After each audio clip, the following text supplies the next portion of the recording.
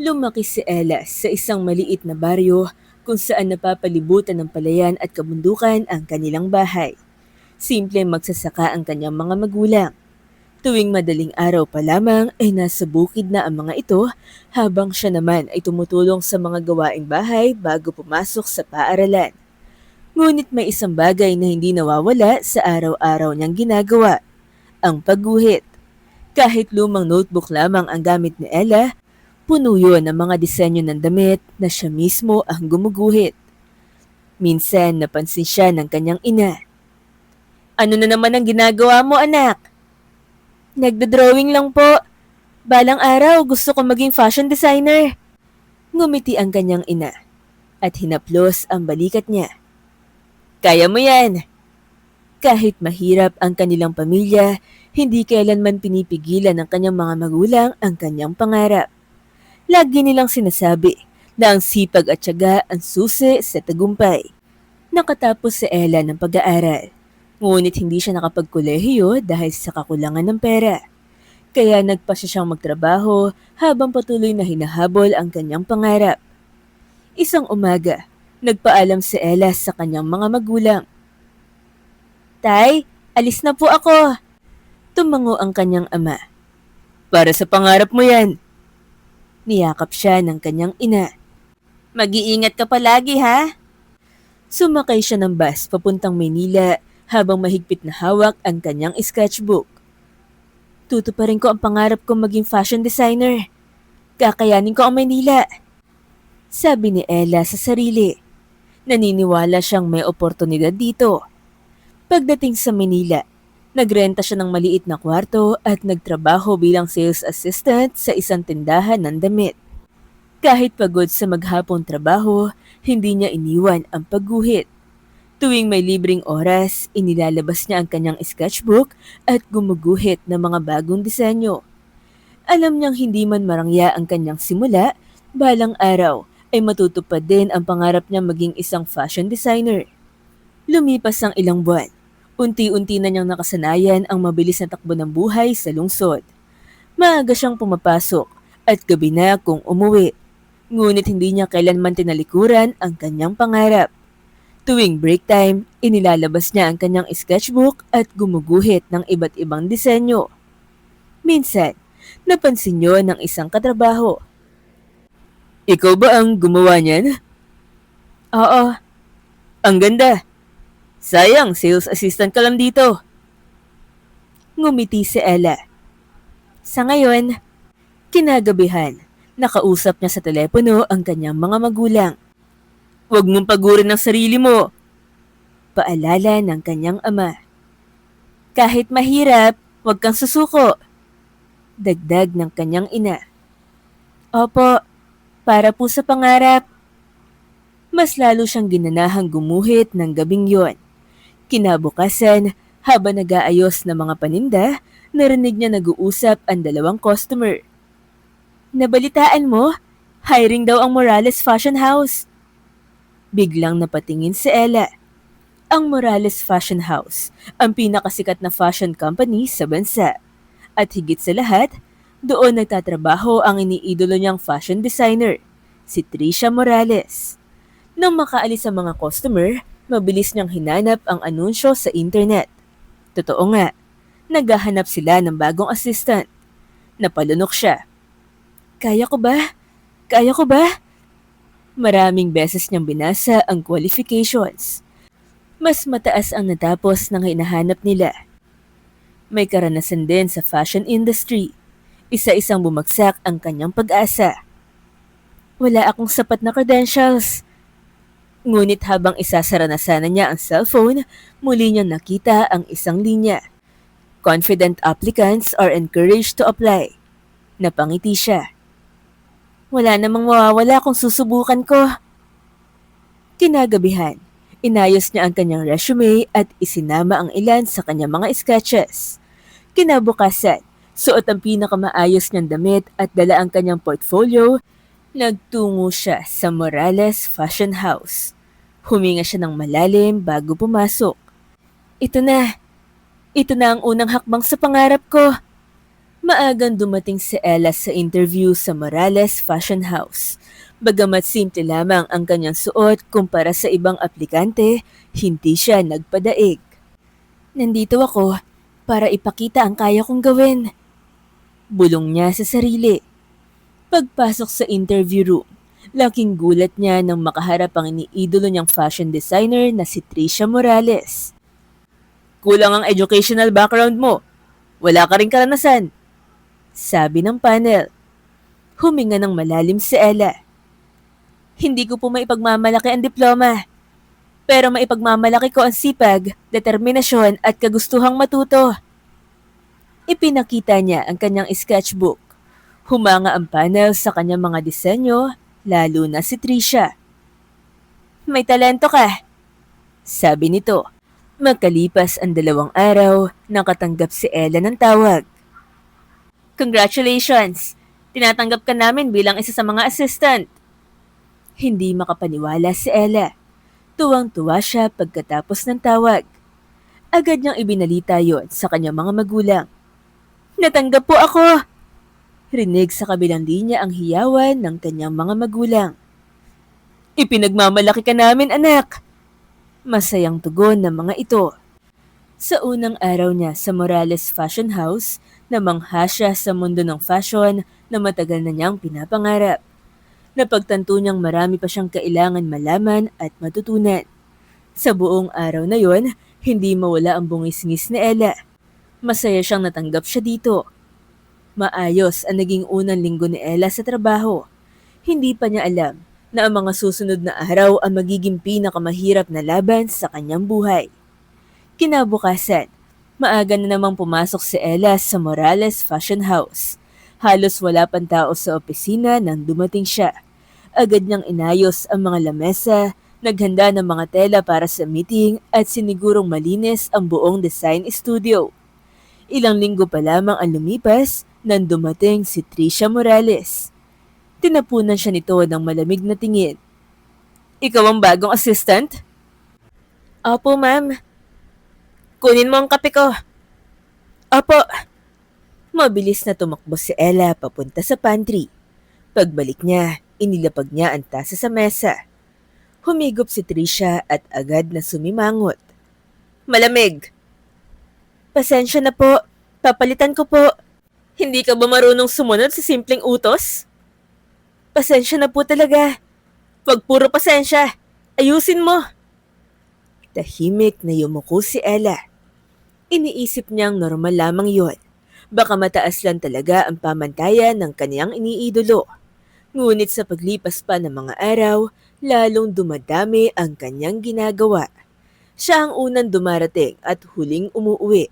Siya ang nag-aayos ng mga sample, siya ang bumibili ng pagkain, at siya ang nagliligpit ng mga kalat. Siya rin ang inuutusang magdala ng mabibigat na kahon ng tela mula sa bodega. Minsan, habang bitbit niya ang 2 malaking kahon, nadaanan niya ang ilang empleyado. Naku, bagong assistant. Mas bagay yata siyang utusan kaysa designer. Nagtinginan ang mga ito bago nagtawanan. Narinig yun ni Ella, ngunit nagpatuloy lamang siya sa paglalakad. Isang hapon, habang abala ang lahat sa paggawa ng mga bagong koleksyon, napansin ni Tricia ang isang sketchbook na nakapatong sa gilid ng mesa. Kinuha niya yon. Isa-isang binuklat ang mga pahina. Nakita niya ang iba't ibang disenyo ni Ella. Nakita ito ni Ella at lumapit siya. Ma'am, akin po yan. Tiningnan siya ni Tricia. Ikaw ang gumawa ng mga to? Opo. Isinara ni Tricia ang sketchbook. Hindi, sobrang sama. Napangiti si Ella, ngunit agad ding nabura ang kanyang ngiti. Pero tandaan mo, inilapag ni Tricia ang sketchbook sa mesa. Hindi ka designer dito. Tahimik na nakinig si Ella. Assistant ka lang. Opo, kaya tigilan mo muna ang pangarap habang nandito ka. Parang may mabigat na bagay na dumagan sa dibdib ni Ella. Hindi siya nakasagot. Kinuha niya ang sketchbook at tahimik na bumalik sa kanyang mesa. Kinagabihan, habang pauwi siya, tumunog ang kanyang telepono. Tumatawag ang kanyang ina. Kamusta ka na anak? Napilitang ngumiti si Ella kahit walang nakakakita. Ayos lang po. Hindi ka ba nahihirapan? Medyo, pero kaya ko po. Narinig niya ang boses ng kanyang ama. Anak, tandaan mo, ang palay bago mamunga, matagal munang yumuyuko. Napatingin si Ella sa mga ilaw ng lungsod mula sa bintana ng bus. Opo, tay. Huwag kang susuko. Hinding-hindi po. Pagdating sa kanyang inuupahang silid, inilabas niya ang kanyang sketchbook. Tahimik siya naupo sa maliit na mesa. Kahit pagod ang katawan, muli siyang humawak ng lapis. Isa na namang bagong disenyo ang unti-unting nabuo sa papel. Hindi niya alam kung kailan niya yun magagamit. Ngunit ayaw niyang hayaang mawala ang talento at pangarap na matagal niyang inalagaan. Lumipas ang ilang linggo. Habang papalapit ang pinakamalaking fashion event ng taon, naging mas abala ang buong kumpanya. Lahat ay halos hindi na umuuwi. Araw at gabi ang paghahanda. Si Trisha mismo ang nangunguna sa paggawa ng kanilang pinakaimportanteng koleksyon. Mahigpit ang seguridad. Lahat ng disenyo ay nakatago sa isang espesyal na design room. Isang umaga, nagulat ang buong opisina sa malakas na sigaw ni Trisha. Nasaan ang mga designs? Nagkatinginan ang lahat. Mabilis silang nagsipuntahan sa design room. Wala na roon ang buong koleksyon. Nawala ang lahat ng disenyo para sa pinakamalaking fashion event ng taon. Natahimik ang buong studio. Ang bawat empleyado ay hindi makapaniwala sa nangyari. At sa unang pagkakataon, nakita ni Ella ang takot sa mukha ng babaeng matagal niyang iniidolo. Sunod-sunod ang tawag sa security team. Sinuri ang mga CCTV, tinanong ang bawat empleyado at hinalughog ang buong opisina. Ngunit wala na ang kanilang koleksyon.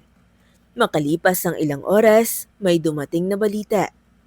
Ma'am Tricia, sabi ng isang manager habang hinihingal. Lumabas na ang teaser ng kabilang kumpanya. Anong teaser? Tanong ni Tricia. Iniabot ng manager ang tablet.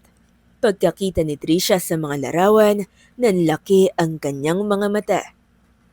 Ito ang mga designs natin. Tahimik ang buong silid. May kumuha ng kanilang mga disenyo at nauna itong inilabas ng kalabang kumpanya. Ilang araw na lamang ang natitira bago ang pinakamalaking fashion event ng taon. Wala ng oras para magsimula ulit. Napaupo si Tricia sa kanyang silya. At sa unang pagkakataon, wala siyang masabi. Isa-isa nagsimulang mag-usap ang mga empleyado. Hindi na tayo aabot. Imposible nang makagawa ng bagong koleksyon. Masisira ang pangalan ng kumpanya, ang ating reputasyon. Habang ang lahat ay nawawala ng pag-asa, tahimik lamang si Ella. Mahigpit niyang hawak ang kanyang lumang sketchbook. Unti-unti siyang tumayo. Ma'am, napatingin sa kanya ang lahat. May gusto po sana akong sabihin.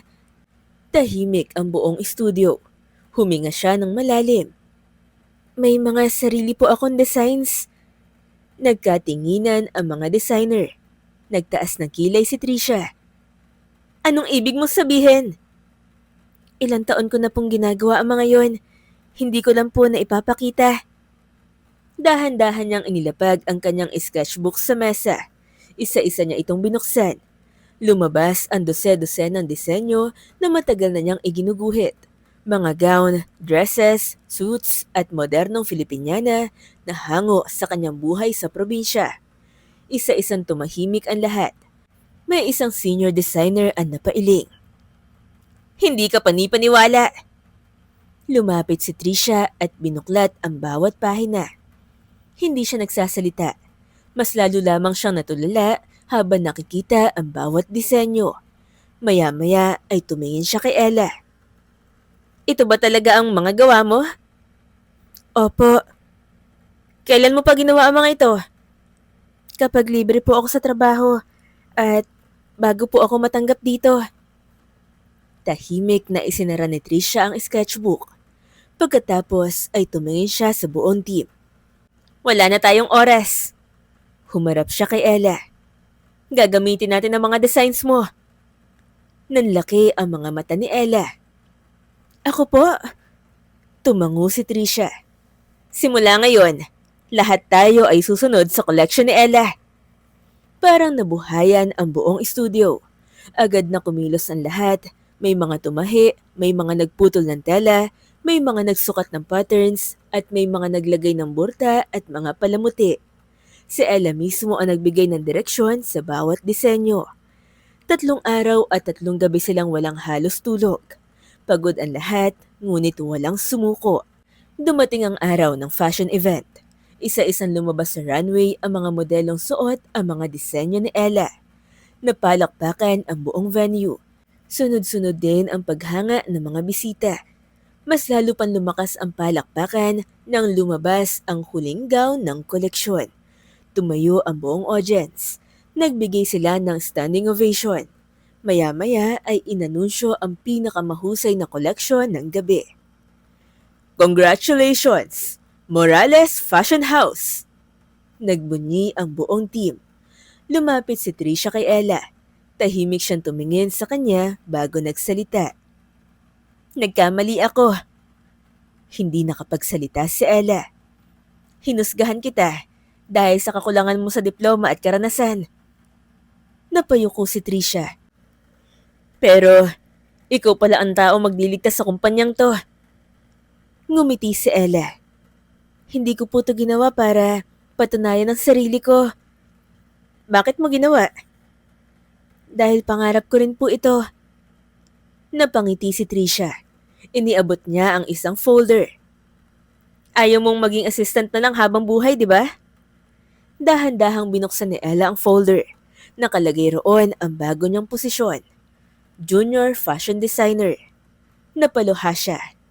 Maraming salamat po. Hindi ako ang dapat mong pasalamatan. Tumingin si Trisha sa sketchbook. Pasalamatan mo ang batang hindi tumigil sa pagguhit kahit wala pang naniniwala sa kanya. Ilang buwan ang lumipas. Sa isang bagong koleksyon ng kumpanya, nakaukit sa maliit na label ang pangalan ni Ella bilang isa sa mga designer. Tahimik siya nakatingin sa mga damit na dati ay papel lamang. Biglang tumunog ang kanyang telepono. Nay! Kamusta ka na anak? Masayang tanong ng kanyang ina. Nandito na po ako. Ha? Saan? Sa lugar na matagal ko nang pinapangarap. Napangiti ang kanyang ama sa kabilang linya. Sabi naman sa'yo anak, ang sipag at tiyaga may magandang kapalit. Tumango si Ella habang pinagmamasdan ang mga modelong suot ang kanyang mga disenyo. Hindi naging madali ang kanyang paglalakbay. Iniwan niya ang probinsya, nalayo siya sa pamilya, nakaranas siya ng pagod, pangmamaliit at pagdurusa. Ngunit hindi niya binitawan ang lapis na minsan naging kasama niya sa simpleng bahay sa bukid. Dahil minsan, ang pangarap ay hindi nagsisimula sa mamahaling paaralan o malaking oportunidad. Nagsisimula ito sa isang taong handang magsikap araw-araw kahit walang kasiguraduhan. At kapag dumating ang tamang pagkakataon, ang mga simpleng guhit na ginawa ng may tiyaga at pagmamahal ang maaaring magbago ng buong buhay. Naging magkaibigan sina Ella at Trisha hanggang sa maging mentor ng batang designer ang kanyang iniidolo. Na-promote si Ella at sa tulong niya, pinagtulungan nilang lalo pang paunlarin ang kumpanya. Mga ka-Phenoms, ang kwento ni Ella ay ipinapaalala sa atin na ang tagumpay ay hindi nasusukat sa taas ng pinag-aralan o sa dami ng pagkakataong ibinigay sa atin, kundi sa sipag, tiyaga at determinasyong ipagpatuloy ang ating pangarap. Kahit dumaan sa pangmamaliit at pagsubok, ang taong hindi sumusuko at patuloy na hinahasa ang kanyang talento ay darating din sa tagumpay sa tamang panahon. Mga ka-Phenoms, nagustuhan niyo po ba ang ating kwento? Anong masasabi niyo kay Ella at sa pagpupursige niyang matupad ang pangarap niya? I-comment niyo naman po sa baba ang opinion niyo. Maraming salamat po sa pakikinig. Hanggang sa muling kwentuhan, ito ang Phenom Stories.